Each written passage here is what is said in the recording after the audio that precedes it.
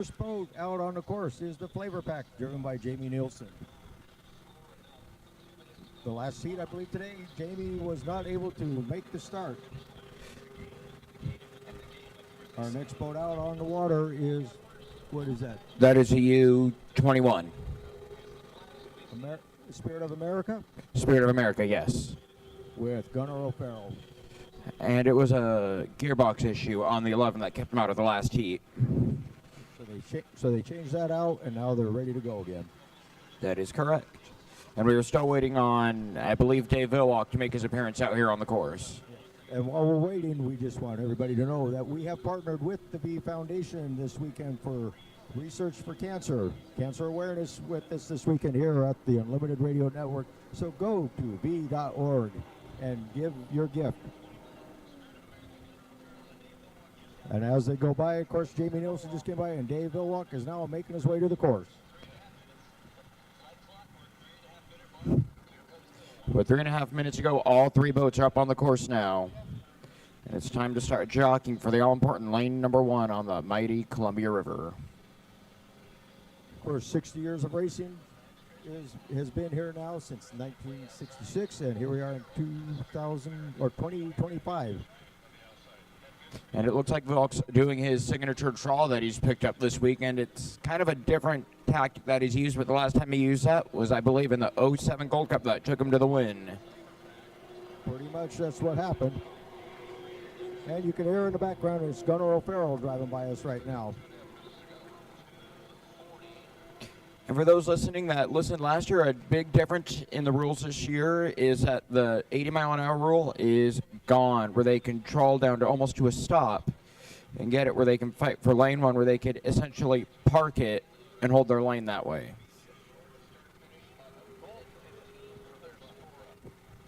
So, who is it we got up in the west turn there? That is Jamie Nielsen up there in the west turn, just trolling in lane 1. Vilwalk is probably going to go up there and try to leapfrog him to get back into lane 1, I think. We'll know when they come down around the turn there, when they come across the start-finish line, what's going to happen. And it looks like they're slowing it down to make a proper score up here at the start-finish line. So now they're starting to pick up power and starting to get themselves back on a plane. As they come around the apex of the turn to enter corner number 4, we have Jamie Nielsen in lane 1. Lane 2 is Dave Vilwalk. Lane 3 is Gunnar O'Farrell. We have 15 seconds till the score up.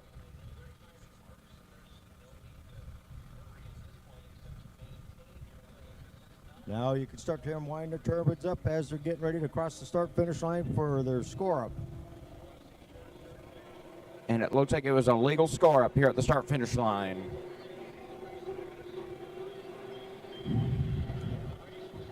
So now it's just a matter of see if somebody is going to leapfrog somebody to get the inside lane.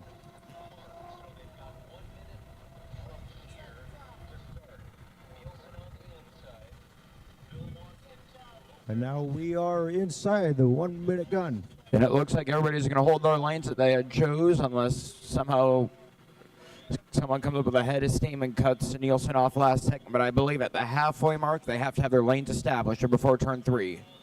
And Gunnar O'Farrell has got a full head of steam going up the backstretch. Looks like he might be getting ready to leapfrog. Nope, they're going to hold their lanes.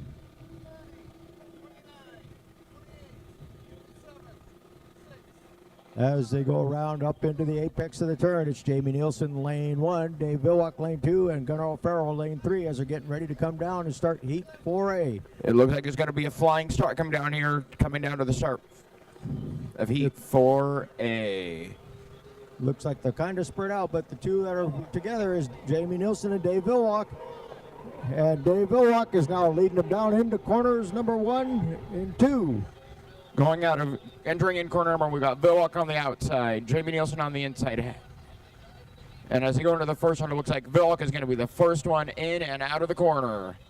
And he has Jamie Nielsen pinched down there in lane number 1 as they're racing side by side, coming up the back straightaway. And it looks like Vilwalk is starting to pull away by about 3 or 4 boat lengths.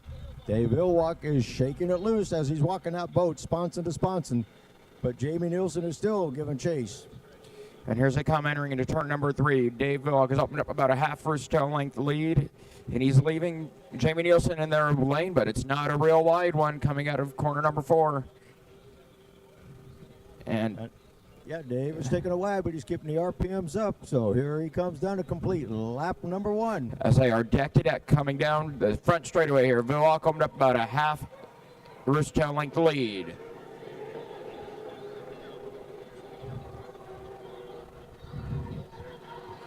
Now as they go into corner number 1, it is still Dave Villock going around the corner. He's doing everything from the outside, and Jamie Nielsen still on the inside, but Dave Villock made a perfect turn, and now here he comes out of corner number 2.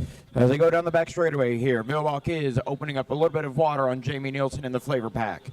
The flavor pack is starting to pour on the coals here, trying to make a run at Villock coming down the back straightaway, and Gunnar O'Farrell is working on trying to rail in Jamie Nielsen here a little bit. Going into corner number 3.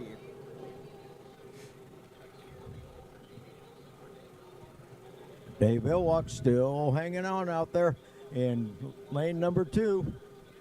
Boy, he cut that corner just perfect. He didn't leave Jamie Nielsen anywhere to go, but he has to keep him in there.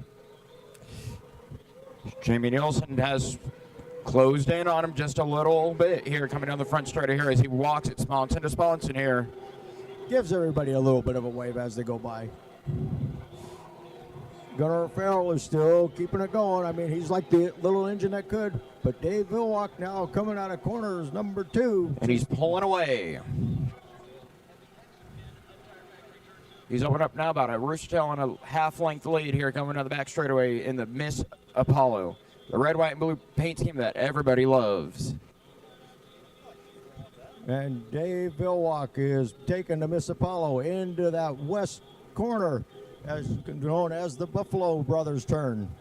He's now up at the apex of the turn and coming around to complete the next lap here, lap number what, 3? We're completing lap number 3 right now, coming down for the white flag lap, last lap of the heat 4A. Villock gave us a little wave here on the shore, folks, as he is sitting here getting ready to go on cruise control up against Jamie Nielsen.